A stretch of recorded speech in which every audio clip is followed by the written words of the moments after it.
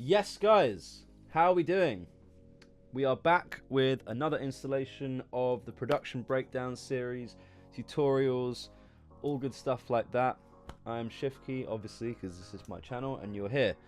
I wanted to say a big thank you to everyone that tuned into the first one for In Your Arms. That was a really good response. Obviously, as I said, there was a lot of technicals along the way, but we made it and we're here. So today there was a few questions.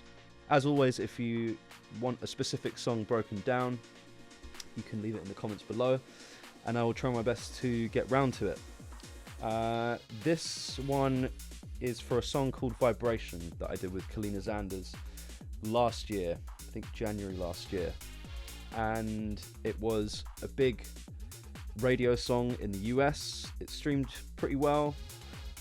And yeah, there was a lot of comments asking for this one. So we are going to get into it, all the good things, the entire project from top to bottom. I think this time I'll also try and talk a bit more about the writing and yeah, how a song like this comes together.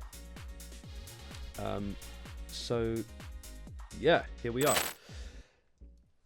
So this is the project, as you can see. It is a bit more messy than the previous In Your Arms project. I think this was before... Sorry, we're back. This is before I kind of knew... I did know how to organize stuff, but I was a bit less militant with myself about organizing because, I don't know, I was just a bit more freestyle back then. But you can still see essentially things are kind of in the same group format that we spoke about before. We've got drums group here with no kick. We've got kick and bass group here. We got these rave stabs group, keys group, FX group. Some things that are living outside of the groups. The lead vocal group. We're also going to talk a lot more about vocal processing in this one. Which is something I wanted to talk about on the previous one, but I kind of, not forgot, but it was kind of complicated because of the AI vocal thing. Anyway. And then we've got this choir group here as well, which has got some fun stuff going on. So, for those of you that don't know the song, it goes a little bit like... let's play it from here.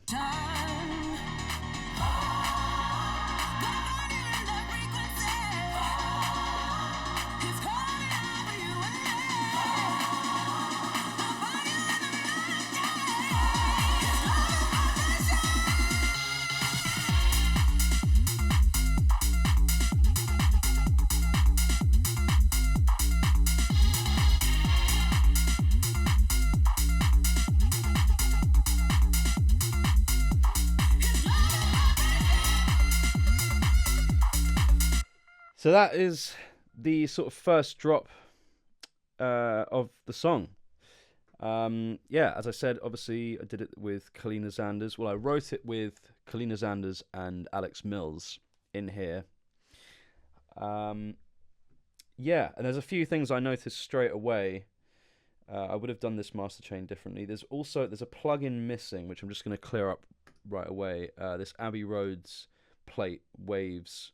I tried to sort it out before the beginning of this stream and it just wasn't responding well. So I'm just going to mute this send because I don't think there was really much going. It was a quiet plate reverb.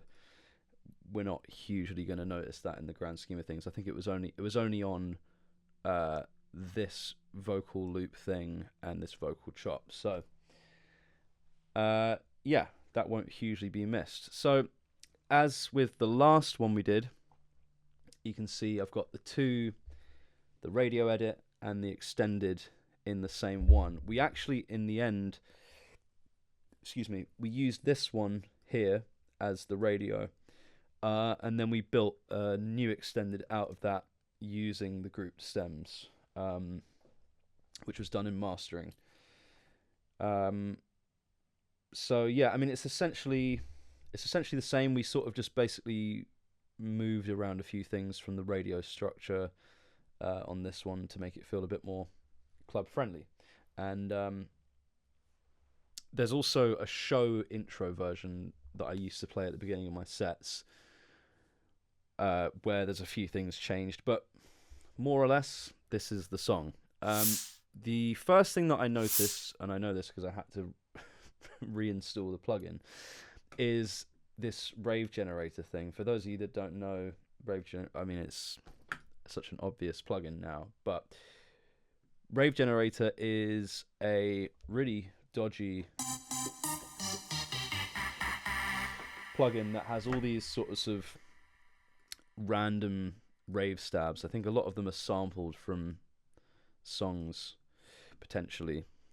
Who knows? But they're just cool, man. They've all got great textures and remind you of the kind of early rave, late 90s, early 2000s. And since then, a good friend of mine, Martin Horger, put me onto... There's just a folder with all the samples.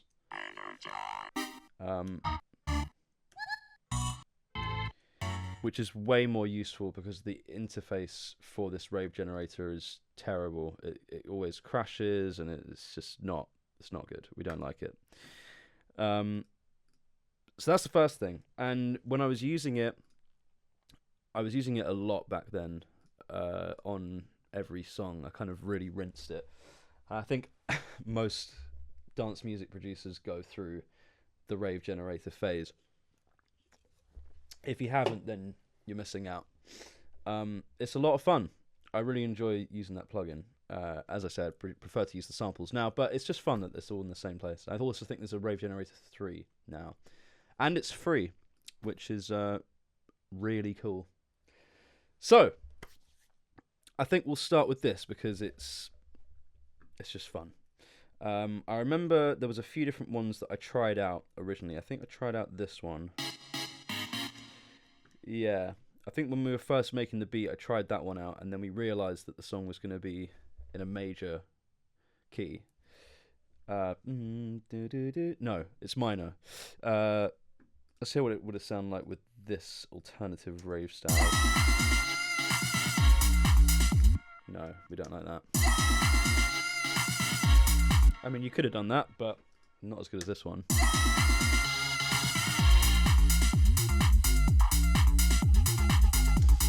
Yeah. Also, I will say, whenever I've played this one out, it always goes off every single time. Yeah, it's a really fun song to play out. So yeah, so on the channel we just have the Rave Generator, Pro Q3 cutting some lows. We got some OTT. Let's see without these. Yeah. It's mainly, there's a lot of group effects. I think this is something that I try and do more of, is I try and I'd rather process the group as a whole than do too much processing individually, because things can quickly become uneven. And really, if your sound selection is right, then you shouldn't need to do too much to each sound. Obviously, you can do whatever you want. You can add some reverb individually or EQ or whatever. But overall, I think things like, especially if you, for example, I want all of these things to act as one unit. So those all hit, you can see they all hit at the same time as this on the one.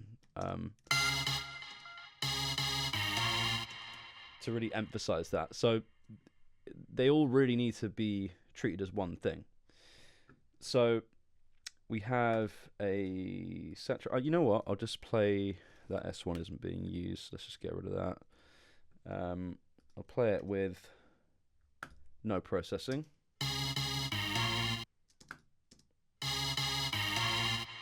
So the first thing you notice is obviously I think it's in mono. Yeah, they're all in mono besides this piano stab here, but it's got such little stereo information. Yeah, so we got the saturator here, soft sine, 6 dB. I've brought the output down a bit. I sort of usually I tend to use the saturator kind of as a clipper, like we talked about in the previous one, or limiter essentially, because it does a really good job of chopping those transients, and you can use the soft clip function here. So I think, yes, I was driving it, but I was also using it as kind of a limiter, because also with these sorts of sounds, they're so distorted already, or that's part of the character of the sound. So it's quite nice to kind of grid it up a bit and get a bit dirty with it. So we got that. Then we got this EQ.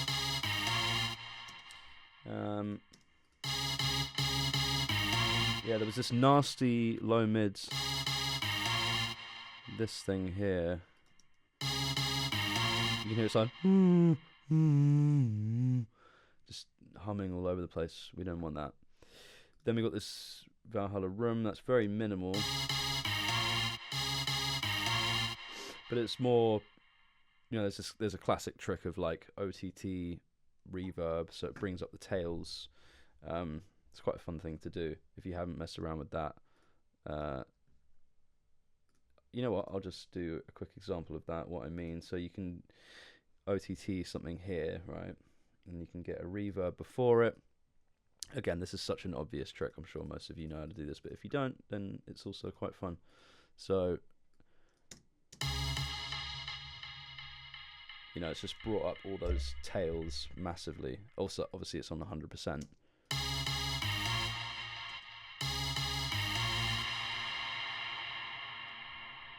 Whereas without the OTT, it's just a different sound. It's fun. Yeah, it's quite sort of mid-2000s Skrillex sound. Then we have this echo / delay plugin doing a dotted 8th note. I've filtered this up a bit. I don't think I did anything on the character. Yeah, these settings here felt right. This is another thing I noticed that I would have done differently this time is this kickstart. I now would have always had this routed audio, through the sidechain to the kick. But I don't think I even knew how to do that at this point, so that was just how it was. And then this isotope ozone stereo imager.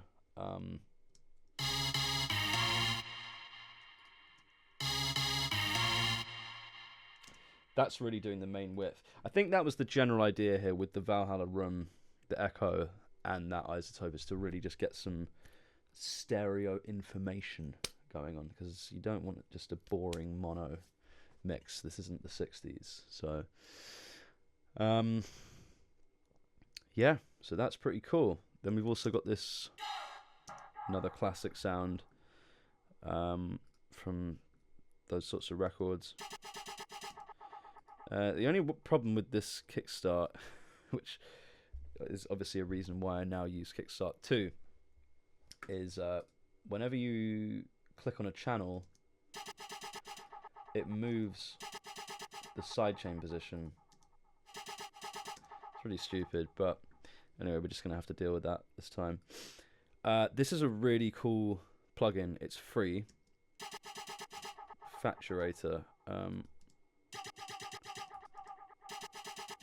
It's so good.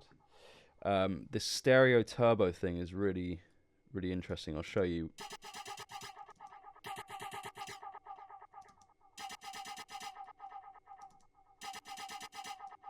I think it was like here. There. It's just a sick distortion plugin. It's got this drive thing. It's got this fuzz thing. You can also mess around with this color. I used to use it all the time. I still use it quite a bit, but it was my sort of favorite go-to distortion. I think it's on a few things on this project. Again, little EQ. And of course the kickstart that's out of time. Yeah, and those sort of run throughout. It was kind of part of the concept of this one was we wanted to do something quite ravey and you know, in that kind of space of songs that were coming out at that time. So yeah, then I think let's go through the kick and bass, because there's some exciting stuff going on in this group. So we'll just start with the group effects just to kind of get this out of the way. Pull tech.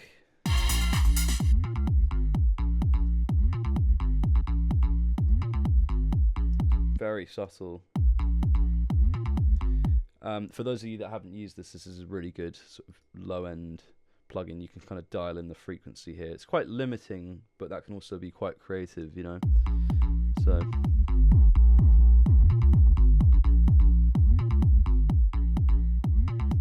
it's got quite a clean low end, this song. I could have maybe gone a bit more.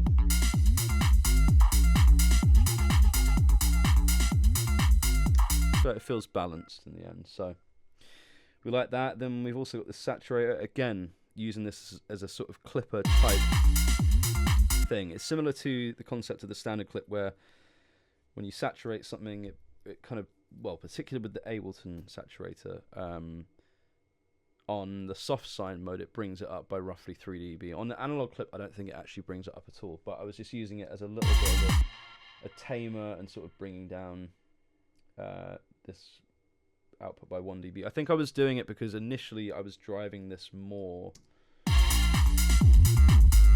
like you can see on this level here. Maybe my screen might be in the way, but the output from the Pultec is obviously higher than the output after the saturator because we're using that as a clipper. Cool.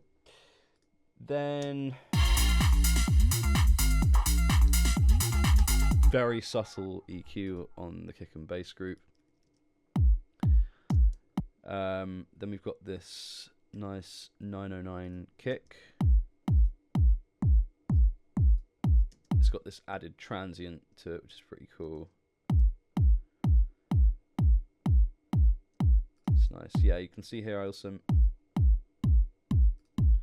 messed about with phase inverting, which didn't end up sounding very good. But like we talked about in the previous one, you can kind of see here that these waveforms are sort of riding together. I could have maybe done it like that, as opposed to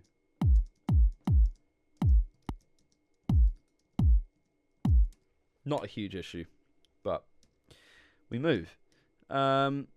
This kick, I think, is a splice kick. I remember it is a splice kick. And yeah, so in the intro, no, in the build up, we get this filter here.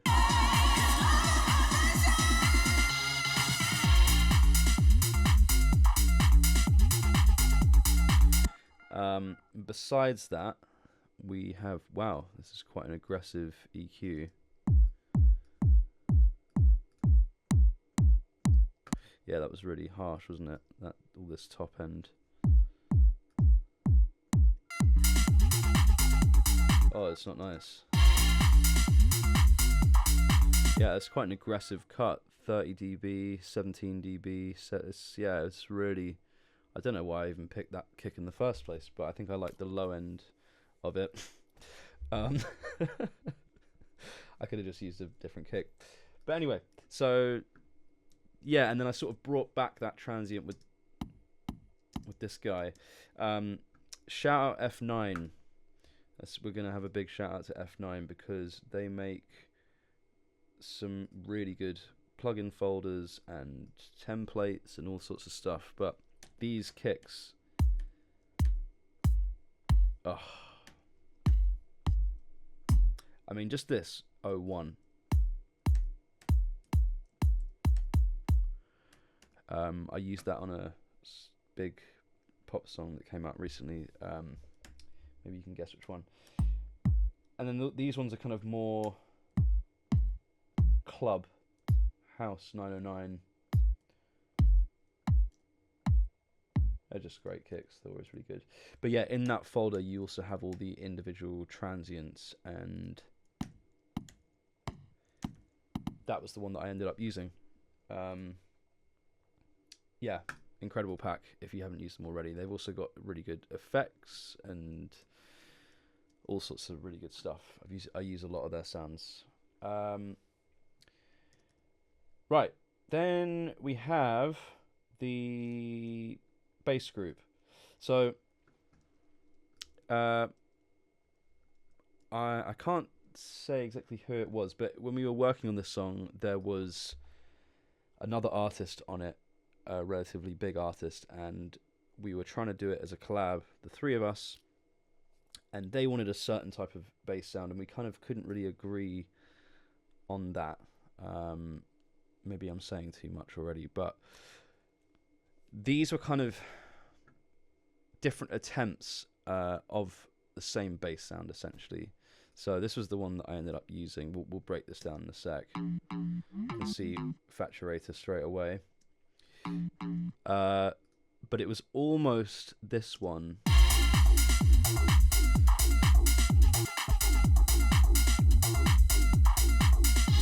Which is kind of weird looking back, because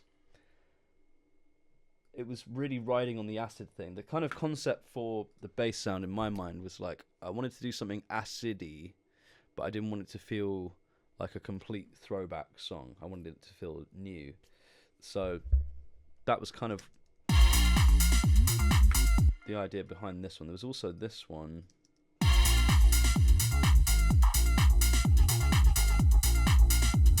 Really not very good, is it?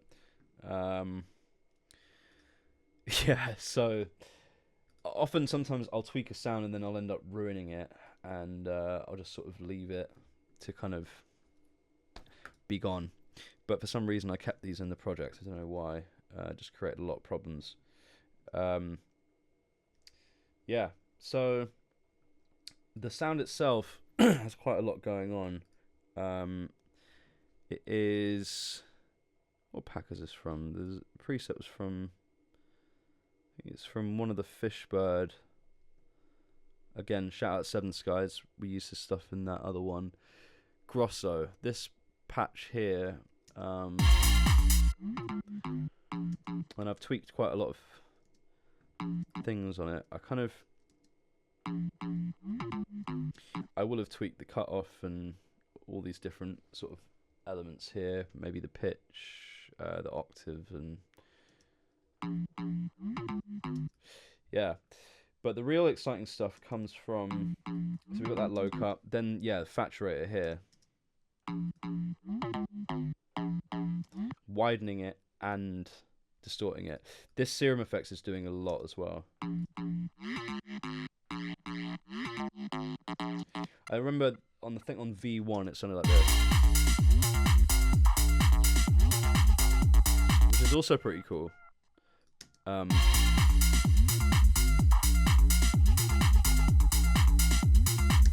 Yeah, we like that. It's just a sick plugin. I would really recommend it to anyone to add to your saturation overdrive arsenal, if you will. Yeah, I love it. I'm going to start using it more because it's so good. Then the Serum Effects thing. So for those of you that don't know, you can run another Serum Effects on top. So you basically have all of the elements that you have on this effects rack and all the envelopes and LFOs and stuff, but just on a separate one. So I think it's because I wanted to use I can't remember exactly why I did. I wanted to do another filter afterwards to sort of make it sound a bit more controlled, rather than... So there you can hear like the overdrive is just beep beep beep beep beep beep beep, and then with the Serum Effects it becomes more like bow bow bow bow bow. There you go. And the way you do that is you create a MIDI channel underneath it with the same information, or not, but in this case I use the same information, and then you run the output into the layer you're trying to affect, and make sure you put this bottom thing here to Serum Effects. And now basically what that means is that it's triggering this envelope every time that MIDI note hits. So yeah, you basically get to essentially put another serum on top of it. And you can also start adding in other oscillators and stuff if you want. But yeah, and then we've got this OTT. That's also doing a lot.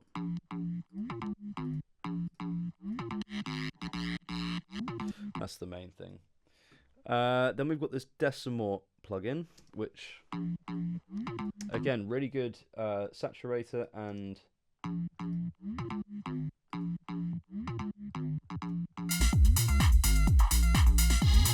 it's adding a bit of drive on this preamp. I've also brought it down to 8-bit, and I've brought this thing down. It's just basically a really good bit crusher. Makes things sound nice and lo-fi, throwback vibes. Then we've got another EQ,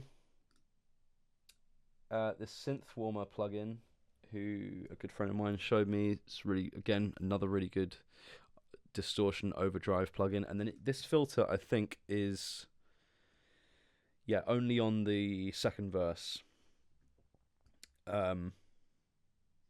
It's a really good overdrive distortion plugin. I'll show you it without. Subtle, but it's, at the time I believed that it was doing something, and I think it kind of is. Mainly for the filter in the second verse. It's just a nice alternative as to, opposed to using auto filter or something like that. Then we got this Pro MB.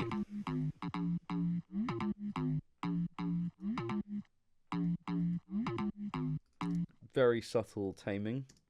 Then we've got a completely blank EQ. Very not necessary. And then we've got one ducking 1 dB. That could have very easily just not been there, but this is how these things roll. Then we got a bass utility making the bass mono, so everything below 302 hertz. Oh yeah, that was. I remember there was some issues with that, and that comes from that Facturator plugin. So just be careful if you're using that. All right. Yeah, that's that bass layer. I think it's one of my favorite sounds that I've made, actually. Then we got the sub. With just a general concept with subs is I'll tend to start with the normal layer and try and tweak that to make that fit the sound as best as possible, if you know what I mean. So it doesn't feel like two completely separate things. And you can also often run into phase issues if you start trying to use two different waveforms and stuff. But generally, as a concept, this is, well, it says it's derived from a square wave, but you can kind of see it's kind of essentially a sine wave with a little bit of squiggly lines going on, some extra harmonics. Filter, no drive. I took the OTT off. Let's just have a listen to this sound real quick.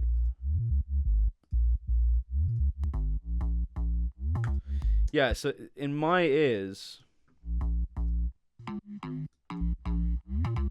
they're very similar sounds in terms of envelope and overall character, etc. And the two things to note is that, so that one's kind of sine wavy. This is kind of a square wave sine combo. So generally speaking, any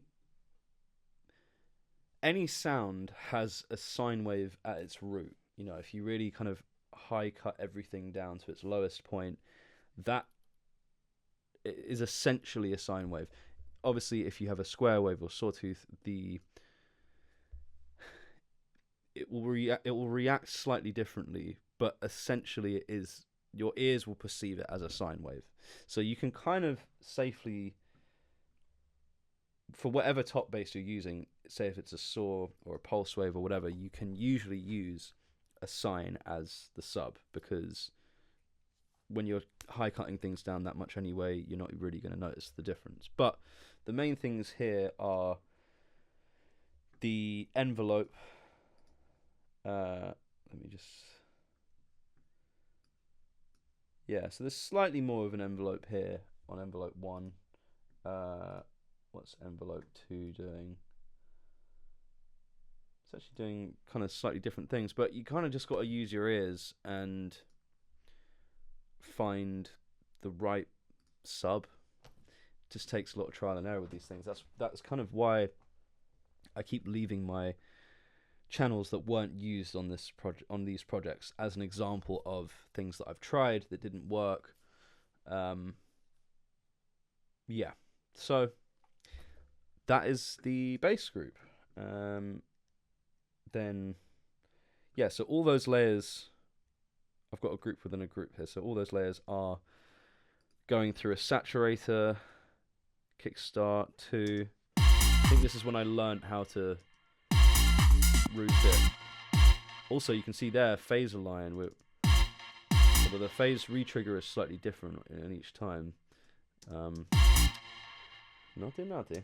But here you can see essentially those two waveforms are, there you go, perfectly in phase, which is always a goal. Essentially meaning that this kick is hitting that same note, B flat.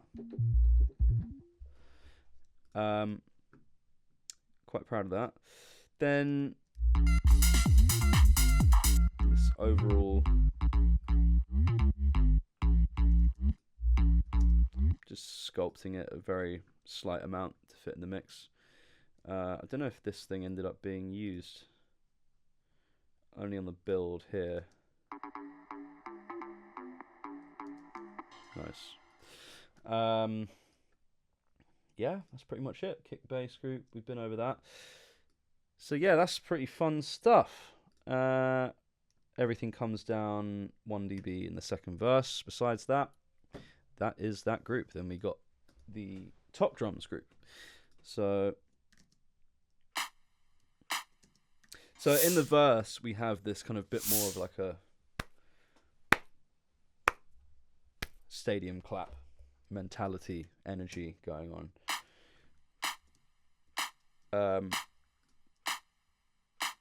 Because I felt like once these choirs come in,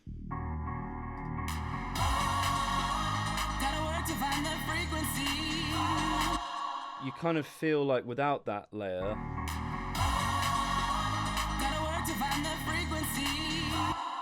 you could have very easily done that, but I feel like with that layer, it just brings everyone in. And when I've played this song, you often see people doing that thing, and it's fun. It's participation, and it's just cool. So we've got a bit of Pro Q, this gate. That's doing a lot. What was this? Ooh, what was that?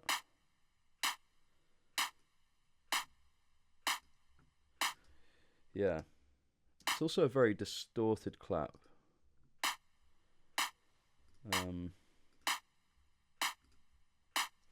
Yeah, it's a cool sound. I couldn't tell you where. Oh no, I think that's also a splice clap. The other one I sampled from a song. Don't worry about which one it is. And the reason why it has reverb is because we've got this endless smile on the master. I tend to do that sort of, throughout the builds. I think we did that on the last one. Yeah, so claps got that EQ, transient shaper, tiny, 5% and 1% on the sustain. That could have probably just very easily been 0 and you would have never have known. It's got this gate.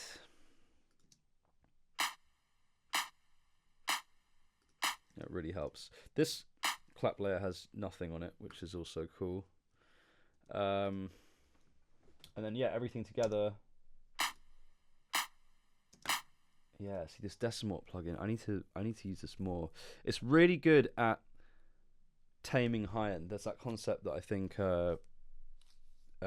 Mike D, no, 40, 40, the guy that does all the Drake stuff. He often talks about, instead of rolling top end off with an EQ, you can bit crush or bit reduce things to high cut them, essentially, which is quite a fun thing to do.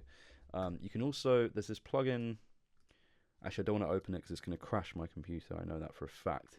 But there's a Tal sampler plugin where you can do the same thing. It's got these different sampler emulations, and it will do that. You can do it with any sort of bit crusher, or there's also this free one from Kilohertz. That where is it? The bit crush one, where you can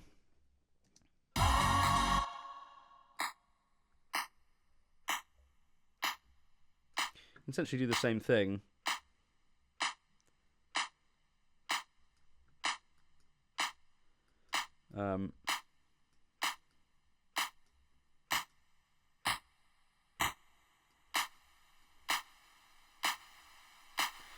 Yeah, it's just a way of rolling off top end and crunching it up at the same time. Although no, here I didn't use any drive, so it's just making it 8-bit.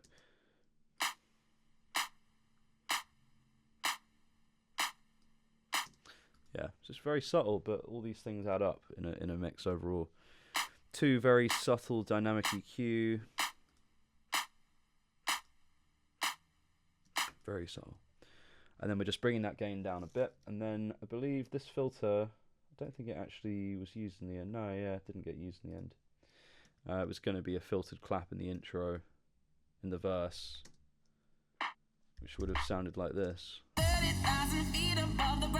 Terrible idea. Yeah, so that's the clap. Then we got these top drums group thing.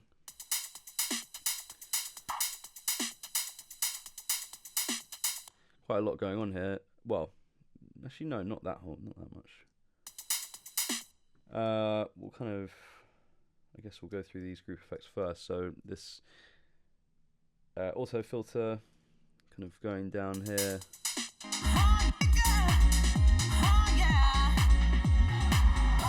It's quite nice, like, it's quite a nice finishing touch, especially on club tracks, to, at the end of a section, you know, filter stuff down or roll off low end. Can be quite a fun thing to do. It sort of adds that little bit of finesse to a club production. Otherwise, things, especially when things are loopy, they can feel quite square, which you want, but you still want to feel somewhat organic and human. And then it builds back up on that second build. Again, saturator, using it kind of as a clipper, really. I'm not really using much drive. Minimal EQ. Yeah, very minimal EQ. And then we got this echo here, which didn't end up being used at all. Yeah. So we got this loop here. This is a splice loop for sure.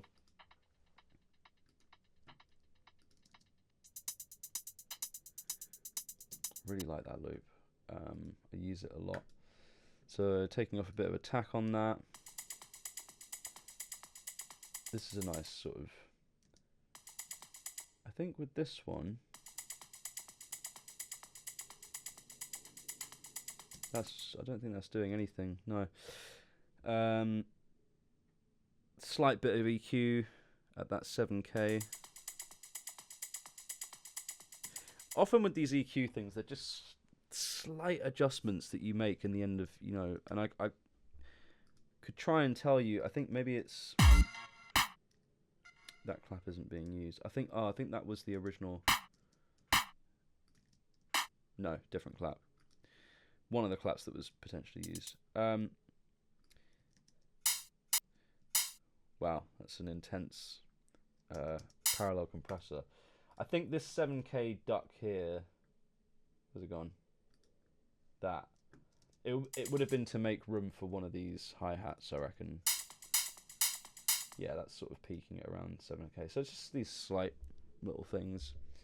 You don't need to worry too much about EQ and stuff generally. They're just tools to help you make things gel. This is a sick plugin. This Melder convolution, all the Melder stuff is really cool. Yeah, I love this. You can lock these parameters as you scroll around different presets, which is really useful. They're just really good at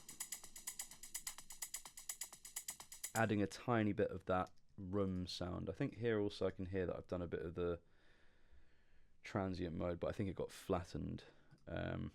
Same on this one. We talked about that on the last episode. Then this extra hi-hat, that was from this song, this Calabria remix that I did. Yeah, there was that, and the hi-hat I took from that song because I just really like that hat. So this is an interesting one. So that, I probably now would have just taken off that little, but you can't really, in the general mix you can't really hear it, but I would have just probably cleaned that up a little bit. Taken off a bit of the attack anyway, really. Nah, I would have taken that transient off. Again, we spoke about this in the previous episode, but the communication between these percussions.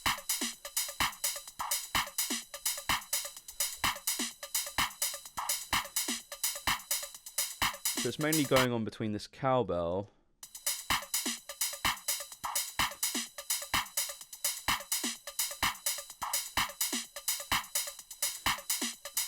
if we just mute these hi-hats for a sec, or I'll just solo the percussion.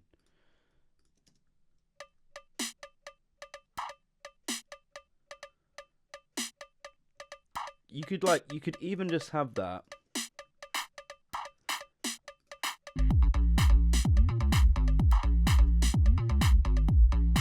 It's just grooving, as long as, yeah, communication, call and response within different elements is always key. But we talked about in the last one, so I won't bore you.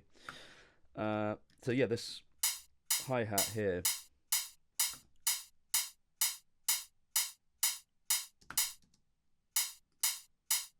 you hear? It's just bringing up the tail end of it.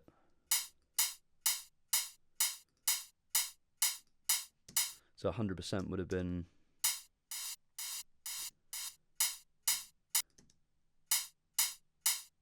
It's a good trick if you want to bring up the tail end of things instead of using a transient shaper. Just does it in a different way, and you can really dial in that. Yeah, if you put a compressor on 0 milliseconds attack and as short as you can go release-wise, pull it all the way down, and then dial it in on that dry wet, and it's really tasty. Subtle EQ. And a bit of soothe, tiny bit.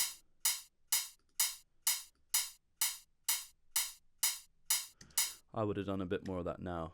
It's something concept I think about a lot with soothe is like, do you want the harshness? Maybe you do want the harshness. Everyone tries to make everything really soothed.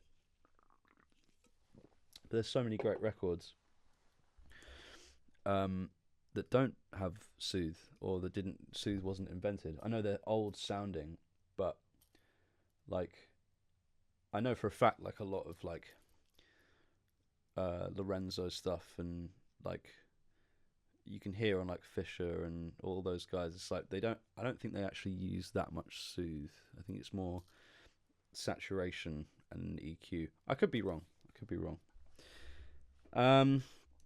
But it's a tool nonetheless, and it's a good tool. So this ride, I took that from another song that I made, so it already had quite a bit of processing, I think. But I remember that was a splice loop. And then we've also got that convolution again. Very subtle. Very, very subtle. This cowbell is completely dry. Just feels good. Feels good. Yeah, so that is that. That's that group. Right, moving on.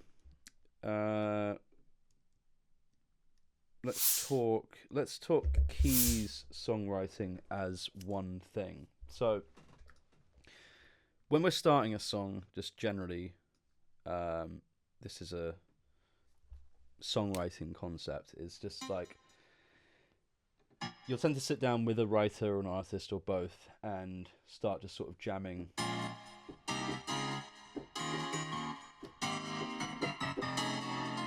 You just start jamming chords and stuff, and you'll find something that you all like, or you all think, yeah, that could be what we're trying to get out of today's session.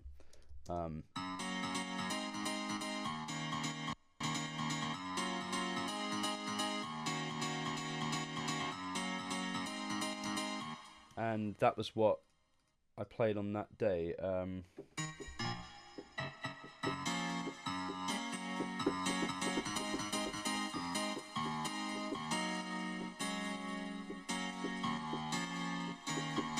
That.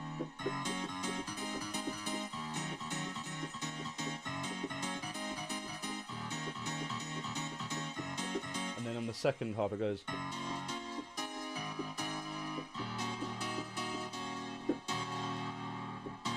So it's kind of only bringing in the sevenths and ninths on that second half. Just going to double check that I'm recording here. Yeah. Cool.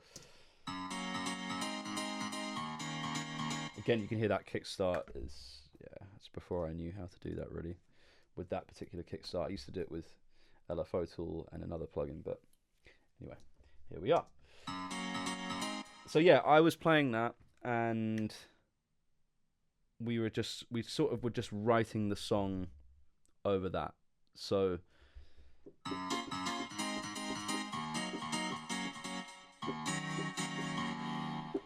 and then yeah, Kaleena and Alex are sort of spurting out ideas of top line, and top line is lyric and melody, you know, and saying like, oh, maybe that's a chorus, maybe that's a verse, maybe that's a pre or whatever. And I remember, I think in here, no, I got rid of it, but there was a version, there was recordings of Alex doing the verse and pre, I think for Kaleena to use as a bit of a guide. Alex is a great, whether Alex and Kaleena are both excellent writers. Kaleena Zanders is an incredible DJ, artist, singer. Really, really cool. She's got this unreal, natural gospel belt voice thing. You know, like a lot of people, they need a lot of coaching to kind of be able to do those notes naturally, and she just has it. She just has that thing. Yeah, shout out Kaleena. And yeah, Alex Mills has obviously written a lot of really big dance records, really cool dance records. She's very credible. So yeah, this piano sound, it's a Nexus piano Feel Good House 17. I think it's called 17 because maybe of MK. But yeah, it's a cool sound. Pro MB. Just go on the group as a whole.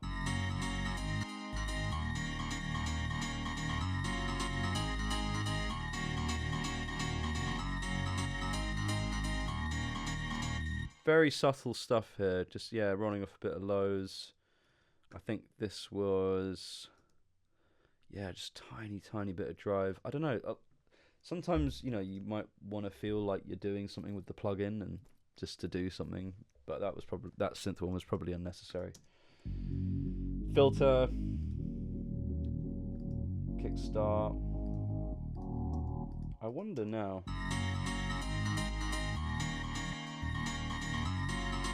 No, let me not mess with the kickstart because it took forever to get it in the pocket. Then we got this bass, respace. That's also another Seven Skies preset. We love Seven Skies over here. Filter. Very, very simple. And then we do the same thing that we did on In Your Arms, and it kind of happens towards the end as well with this pedal. It's a really powerful effect at the end on like a last build or on an extra build or whatever, to have another 8 bars of staying on that route. Especially if it's minor, it can really hold tight. Mic check, mic check, mic check.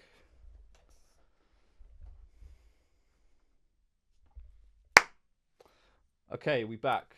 Sorry, we had a slight technical there. The ring light died on me, and I had to charge it. So we're back. Okay, so forgive me if I go over one of the things again, but I feel like we were talking about the piano, and we were talking about the pedal point at the end of this build. It's nice to say on the one chord sometimes to really just build that tension more and more and more. Cool. So yes, I believe yes, we've been over that. Slight synth warmer, filter on the build. Then we've got this track spacer on 1%. I think what happened with that was I took this down when we got it stem mastered, I believe. If I unsolo it. Yeah, I think originally it was kind of like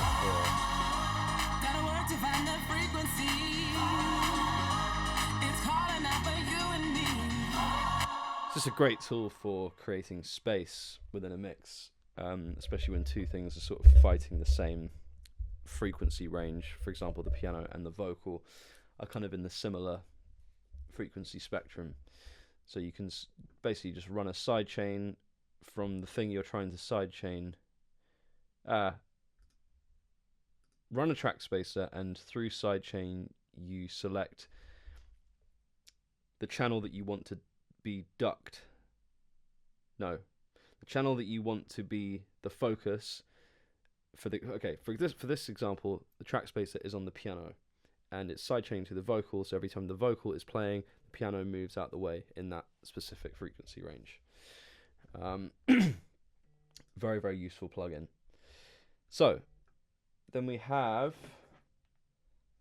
we've been over the Reese, simple Reese, and we got this dusty house string.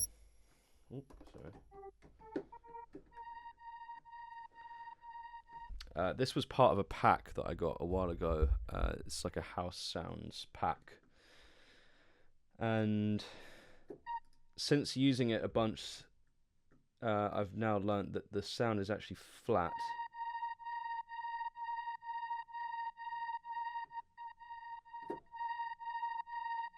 It seems to be in tune now. I think I flattened it down and made it sharp, but it was flat.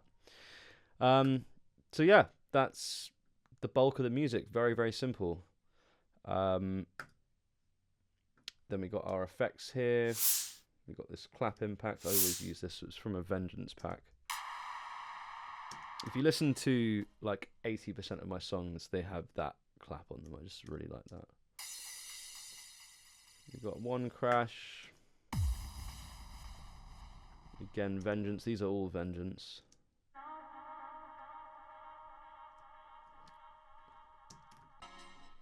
Then we've got, what was this?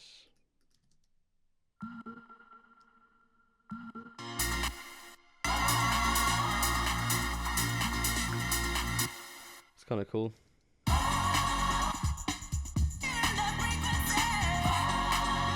Breakbeat didn't end up getting used. Could have been a cool addition. This is just literally white noise, this thing. Then we got another rise.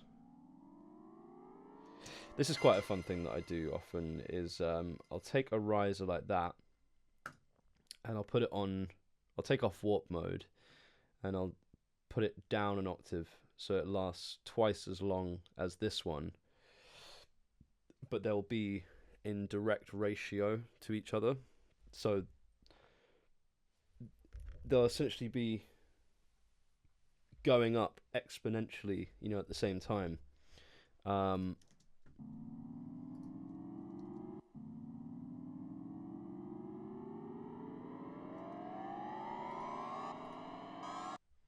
Kind of like that THX sound. Yeah, I often do that. And we've got the snare drum build.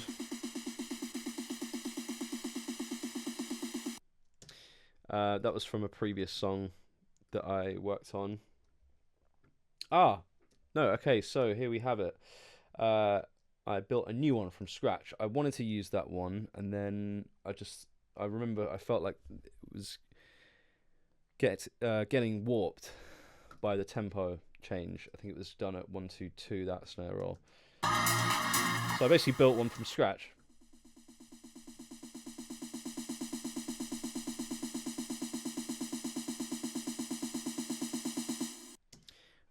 You can see here that I tuned it a little bit to make it fit where I felt it was going to fit in the pocket of the drums.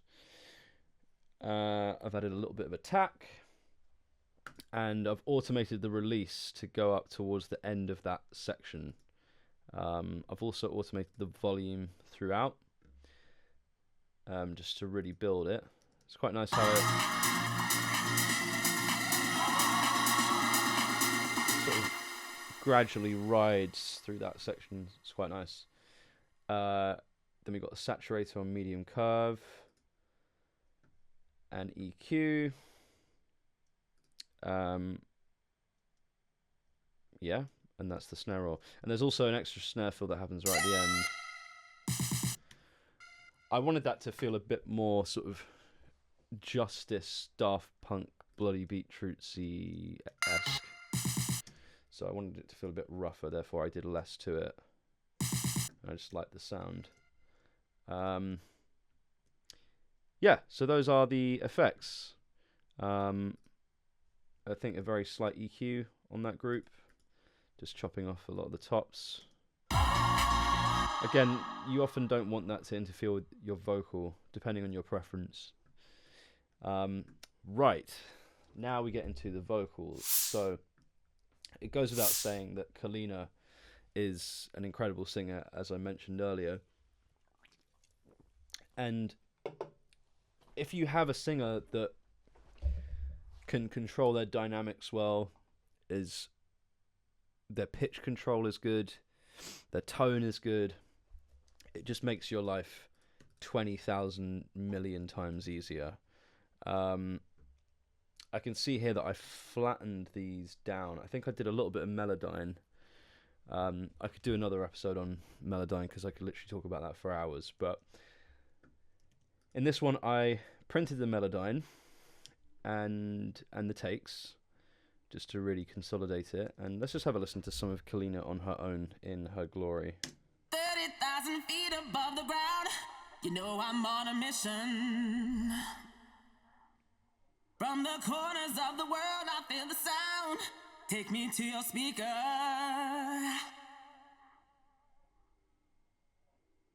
Gotta work to find the frequency.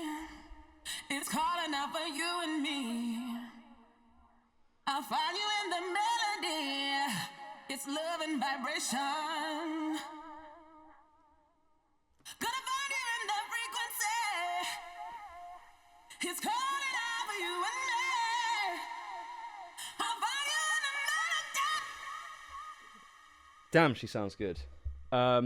She's just got that voice, like I was saying, that very natural, incredible, powerful tone. And you watch her do this live and she just doesn't even think about it. So yeah, we'll start from the beginning of the chain. I've just got this. This is sort of my... I've now adapted this chain. We'll talk about that in another video, in the newer chain. Or I'll kind of break down what I would have done differently. But so we have this first EQ. I always boost a bit of tops before anything. I'd imagine this is that's a low cut. You don't really need to go any higher than that. You could maybe go lower. 30,000 feet above the ground. You know I'm on a mission. It's just to kind of get the rumble if there is any, kicking of the mic stand or whatever. And that can help. Pro and B, just controlling. 30,000 feet above the ground. You know I'm on a mission. See, now I would have... 30,000 feet above the ground. You know I'm on a mission. I would have really tamed those mids. But we didn't. Here we are. Soothe. 30,000 feet above the ground. You know I'm on a mission. 30,000 feet above the ground. You know I mean, Kaleena's just so good that you don't really need any... Like, let's just hear her without all of this stuff for 1 sec. 30,000 feet above the ground.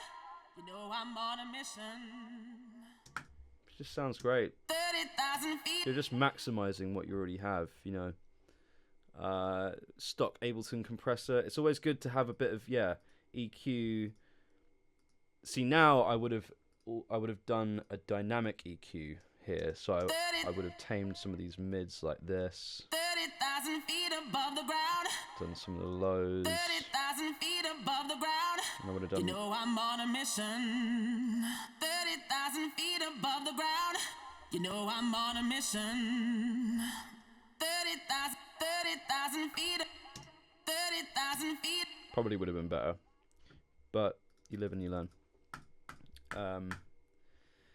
So it's always good to do dynamic EQ / multiband soothing pre-compressor. So because you might get some, spikes.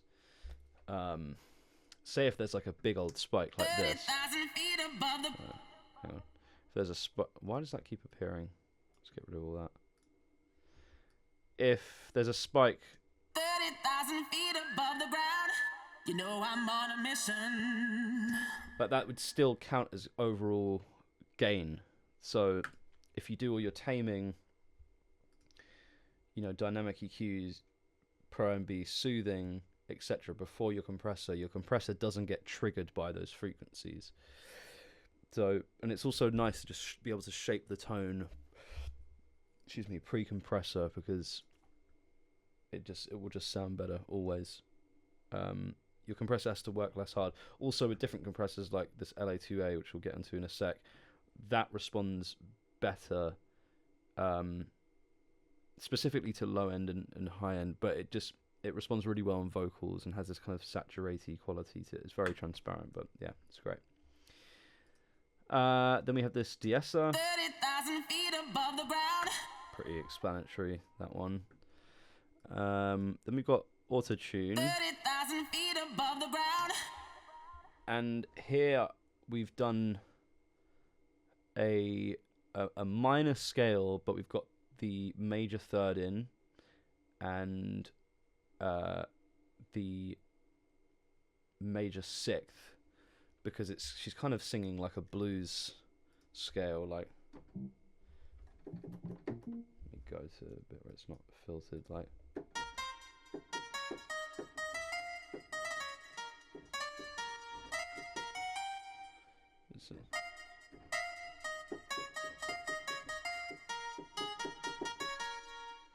there's bits and there's bits where she kind of almost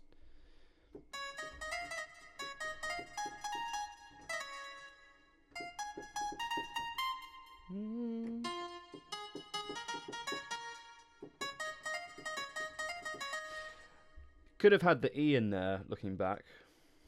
It's love and vibration. It's love and vibration. It's love and vibration. It's love and vibration. It's love and vibration. I mean, it's very subtle because I did a lot of Melodyne previously, but that's why I've let those in. if you don't know how to do that, you can go chromatic, and then you can pick your own scale. You know, you can pick the notes that you don't want in there. Because sometimes you want the bluesy notes. Sometimes you don't want it to just be a major scale or a minor scale. And it's important to know when you would do that and when you wouldn't do that. For a song like this, I would have those extra notes in there. And you don't just pick them randomly. The reason why I've picked those is because they're part of that scale. So it's essentially a pentatonic scale.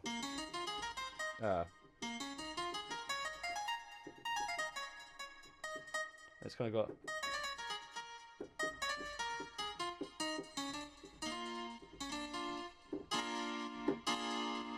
But then occasionally she is doing that.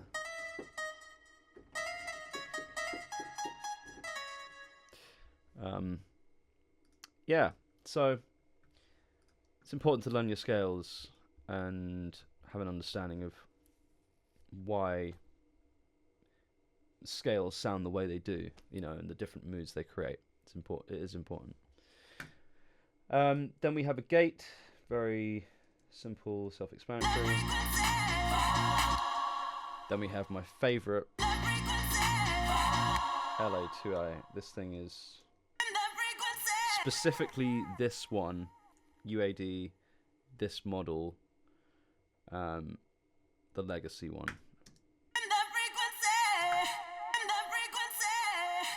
Just it tames it in such a musical way. Like it's a fast attack.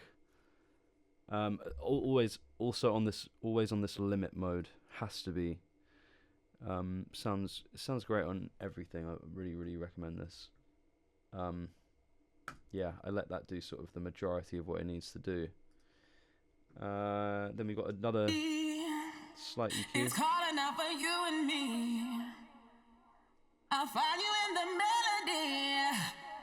And then another Arvox. I'll find you in the melody. It's love and vibration. Just getting an extra little bit of juice out of that. And then we got some little reverses here. We've also got a lot of send automation throughout. So this delay sort of builds up through that section.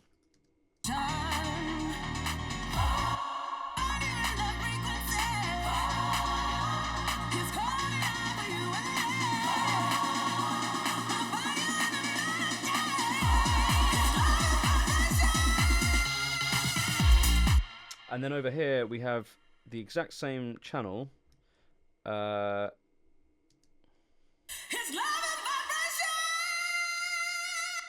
it just has way more reverb, which could have been done with automation, but I think it was also because I wanted to do a kickstart on it, and I didn't want to forget and accidentally leave the kickstart on, so I just did it as a new channel.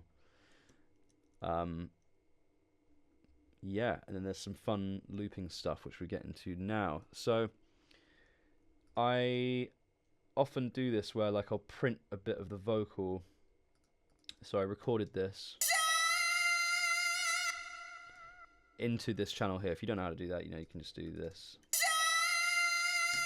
You just run the input from the channel that you're trying to record into the input of the channel that you're recording into here.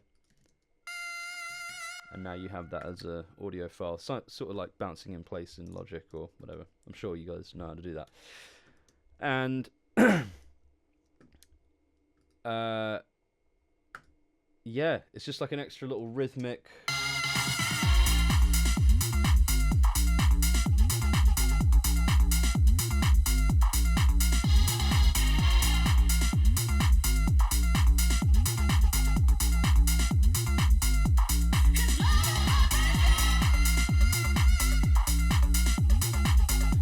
You know, it kind of follows on from this. The way I was imagining it is like if she sang... Oh, hang on, I need my Mac charger in. Hold tight.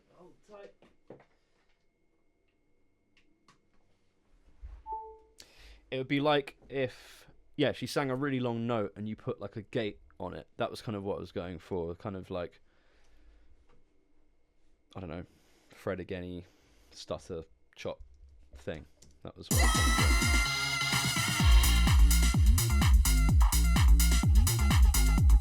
Kind of reminds me of like a strobe as well, and with these.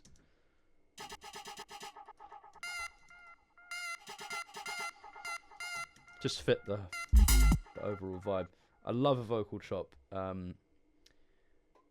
Yeah, it's honestly one of my favorite things to do. We'll get into on another episode, like the real. Just checking we're recording. Yeah, into the real ins and outs of vocal chops. Because I could talk about that for days. I mean, it's just. You know what? I'll do one now, just for the sake of it. So if we record in this vocal here.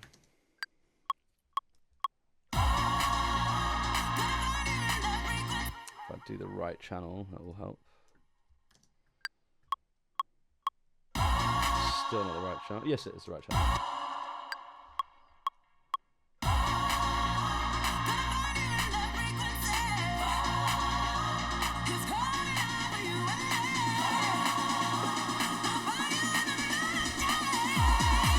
So even if we take that, make a new MIDI channel, cut, paste, and then you can do it on, you know, this automatic transient mode. I quite like the beat mode. Sort of move that to the start. It's gonna be quite latent, I reckon, because the CPU.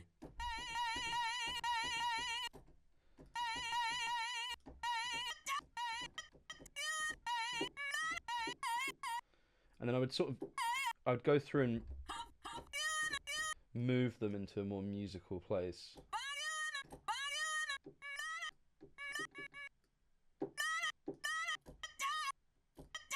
Oh my god, she can sing. Get rid of that one.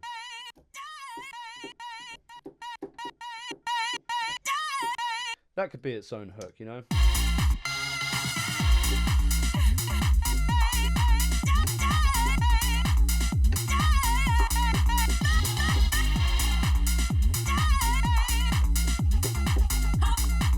Just sort of mess around.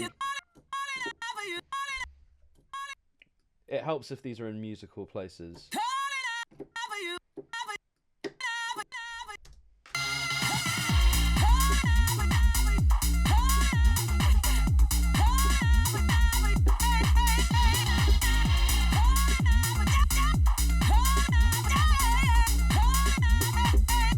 And I'll just do that for hours.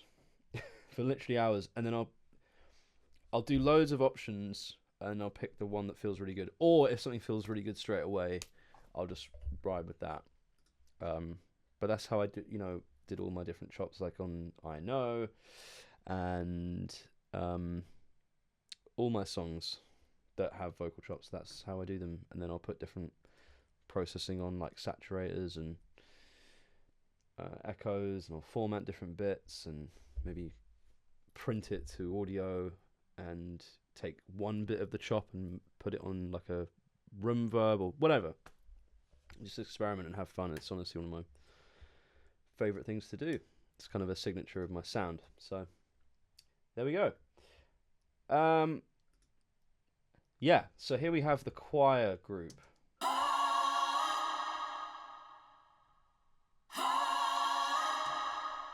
Incredible.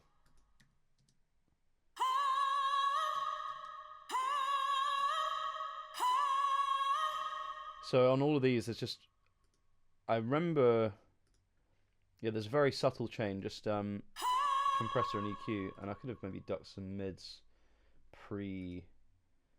yeah, see, I sort of did it there. But one thing I noticed when I was working on it is the more auto-tune I had on it, the less it sounded like a choir, if that makes sense, because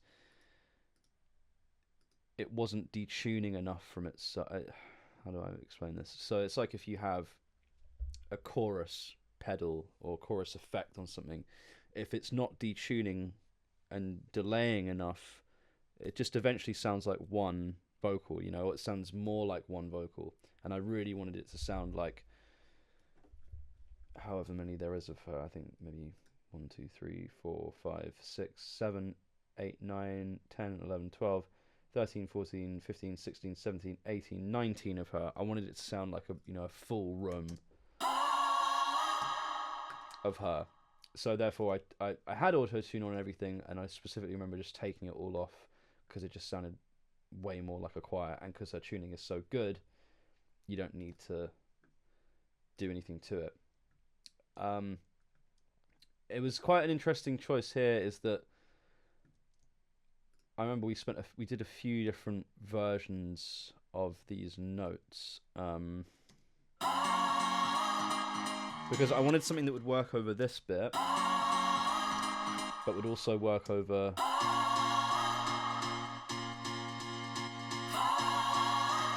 so like we tried just doing the standard 1-3-5 triad, but it didn't work over one of the two bits. So we just did that one, and it's kind of like a slash chord, like we spoke about in the previous video. And yeah, they're just all the volume is all to taste. I think this one, because there was less of them, they ended up being the loudest. Woo! Go on, Kaleena.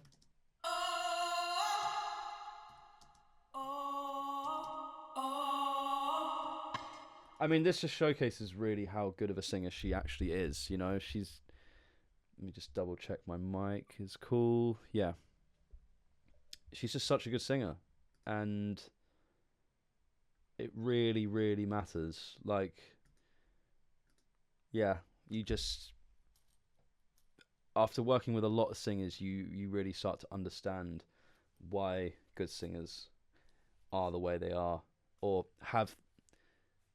It's a hard thing to describe. It's just like, I have to do less work to make the song sound good. Therefore, I can spend more time focusing on the production, focusing on the vibe and the overall feeling of it. And I don't get bored of the song because I'm enjoying working on it. I still love listening to this song. So, yeah, shout out Kaleena. Truly, truly talented.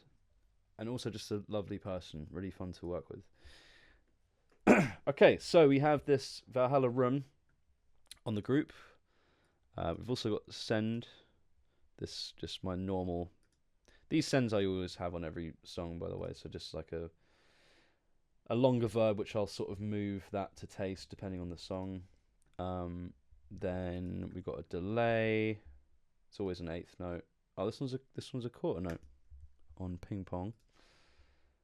This room verb, which never gets used. I got rid of that on my latest template. Got this reverb here, which I'm actually scared to open because it might crash, but it's an old one that I used to use quite a lot. This H delay 16th dotted crotchet, dotted 16th note.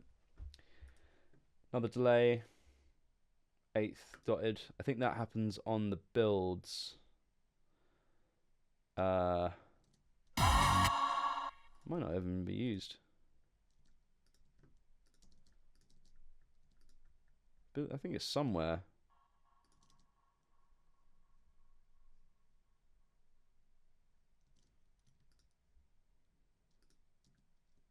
I think it's somewhere. Yeah, that's it. Gets really washy at this bit.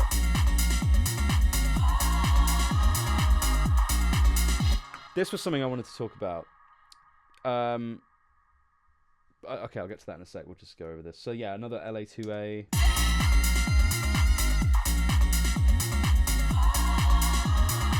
Really squashing those. Another dynamic EQ. And then we've got sidechain on the kick. I think it happens over here. And then track spacer to the lead vocal. Again, I remember we took this down for stemming, and I bounced everything individually because just one tip with track spacer when you're stemming is when you stem out, you'll hear the other thing inside of it. So I remember turning it off and then bouncing it, and I had to mess around in it. That's sort of how it's left, but I think it was really a bit higher. Maybe it wasn't. But if you hear the lead vocal,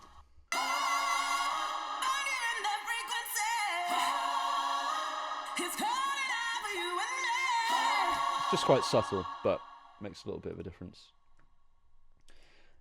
Yeah, so this is the bit I wanted to talk about again. So the pedal note.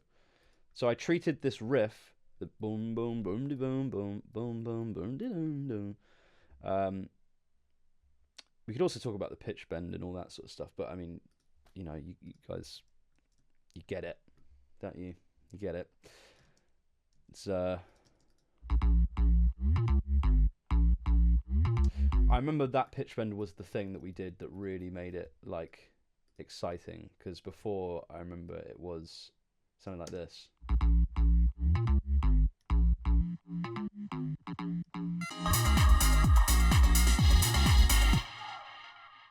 And then we did this. I remember we did that, and then Kaleena went like, "Oh yeah," and yeah, so therefore we kept it. Yeah, so this end bit, the bass, the way I see it is the bass is essentially on one note. It's not. It's a riff that's.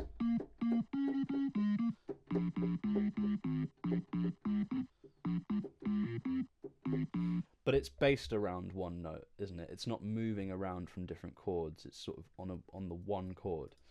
And I was thinking at that bit, I was like, do we do another piano riff?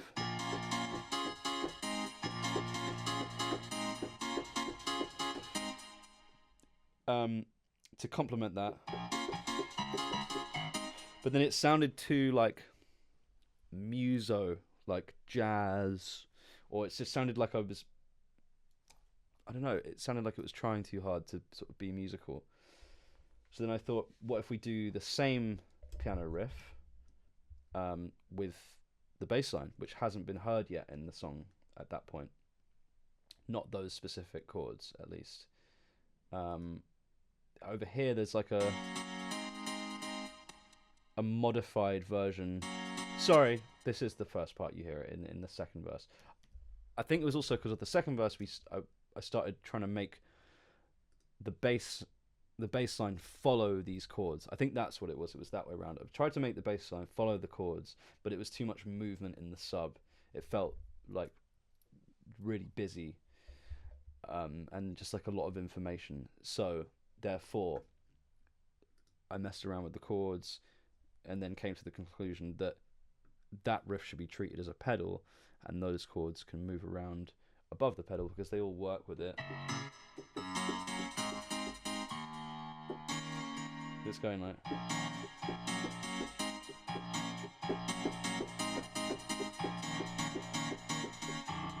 Yeah.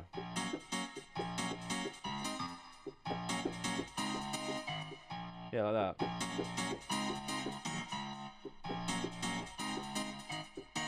It's quite hard to play.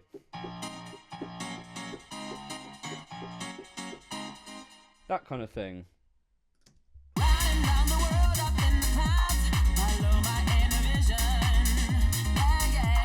And you can see this note got moved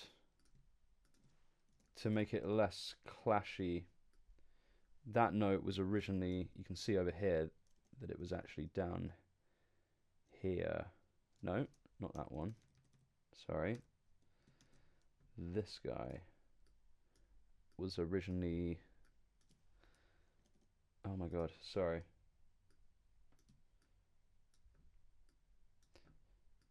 Come on, Lewis. That guy was down here.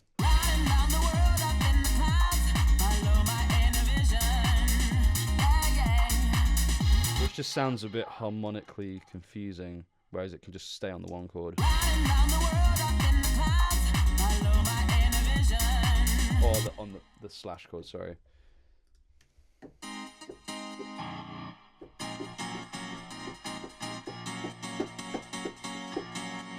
Which is like an inversion of that chord. It's nice. So yeah, at the end, it just does an extension of that, using the full pattern, still with keeping that that previously low E flat has become an F sharp. But besides that, it's the same.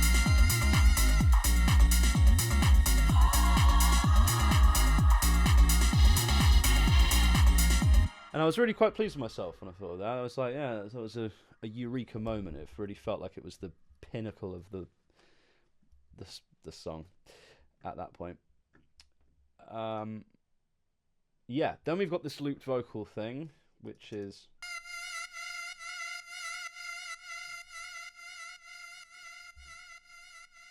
also just a classic rave technique. You just take one bit of the vocal, and it was this bit. I think because originally, yeah, that was the drop. We didn't have the chop on it.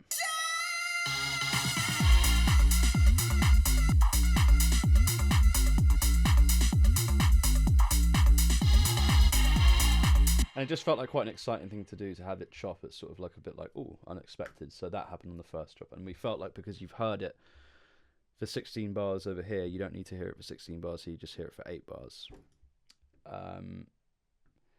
This is quite a cool thing here. So this is a random... No, this was the... It's part of the lead vocal. But I just kept hearing it, or when it gets to the second half of the chorus... I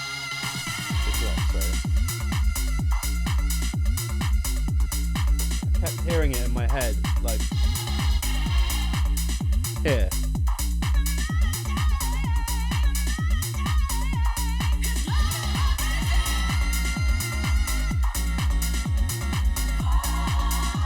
And every time I hear that bit, I'm like, it's a tune. Like you've come this far in the song, 3 minutes or whatever, and it's still just moving it along. Those little details, because that could have just been a repeat of the first chorus, but you know, these things really help. If you hear an idea in your head, it's probably meant to be in there. 9 times out of 10. Then we have this stretched vocal.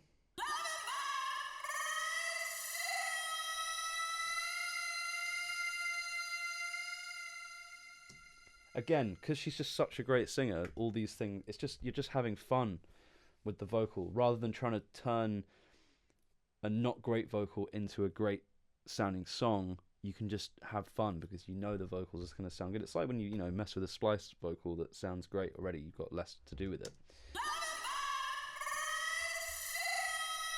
So yeah, for those of you that don't know how to do this, you just take, you flatten something to audio, or you record it into a new channel, and then you just stretch it with the warp, and you've got all these different texture modes here. Again, apologies if you know how to do this already, but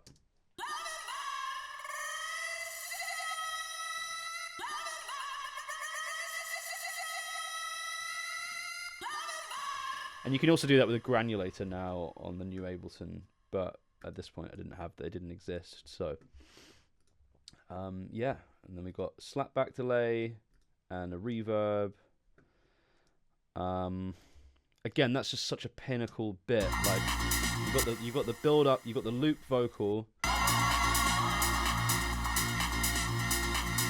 then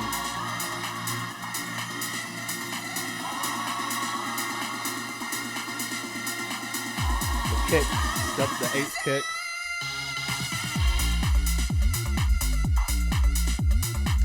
And there's loads of videos of like DJ Snake playing this song, and Marla, Charmy. Charmy was the first person to really, really push it. But it's that point in the song where the crowd's just...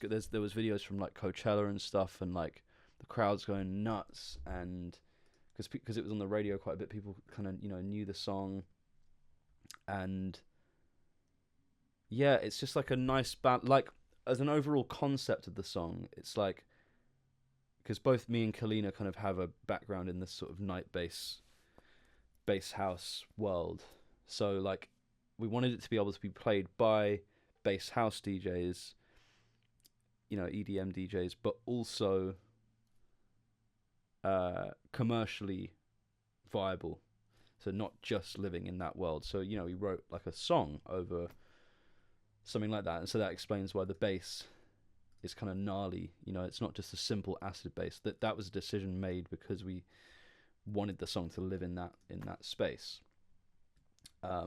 Same with these vocal chops. The vocal chops are quite tech housey, but yeah, it's just like a gospel bass house song.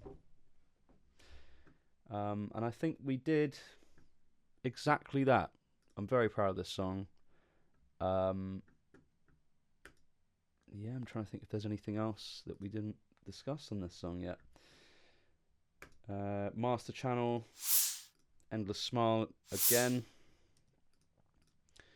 The entire song gets very minimally quieter in that second build. Yeah, Endless Smile. Oh, what's going on here? Master Gain Automation. Oh, that's weird. It shouldn't. I think that was to even out the limiting, to bring this whole first bit up a bit, so it didn't feel too. I think this bit felt quite quiet in context of the drop and everything. Then yeah, we have this EQ, slight EQ, chopping some tops, chopping some lows. Now I would have done this on like a linear phase mode, but I think because I was still working on it, like changing parts and stuff at that point, and I didn't want to create a lot of latency. Then we got the inflator. Again, this is essentially using it as a clipper, really, and not really doing too much on the effect. Then we've got a little Pro MB.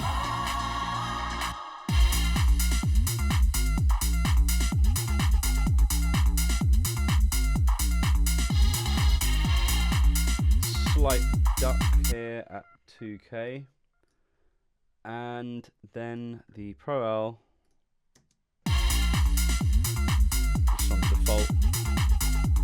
Again, we're not trying to do too much here. We don't want to hear the limiter working. We just want to bring it up enough where you can't really hear it too much, you know.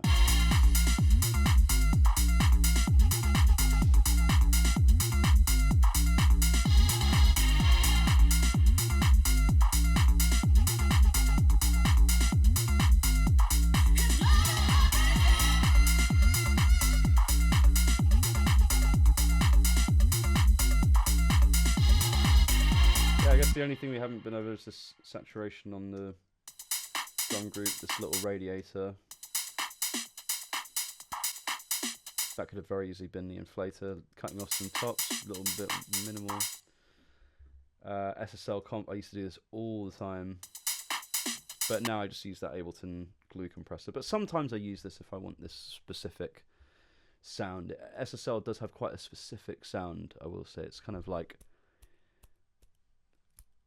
flicking of air. It's the only way I can describe it. And yeah, that is vibration. What's this? Oh yeah, that's that delay thing. Yeah, we've been over it. Cool. So that was episode 2 of the Shift Key production breakdown tutorial series. I hope you really enjoy this one. As always, leave some comments. Let me know which other songs you want to do, or if you don't want me to do a song, you want me to do something brand new. We could start a song from scratch. Yeah, anything you want help with production-wise, let me know, and we can look at it. Cool. Peace. Thank you very much.